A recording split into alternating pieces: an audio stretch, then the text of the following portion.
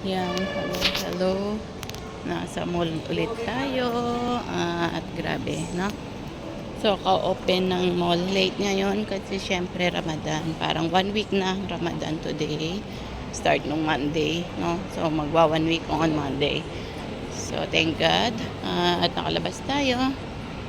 Nagpuri tayo sa ating Panginoon. So, yan. Habang tayo naglalakad at go on tayo, syempre. So, napakabuti. Wala akong masabi kundi mabuti ang God. Tapat siya sa mga pangako niya.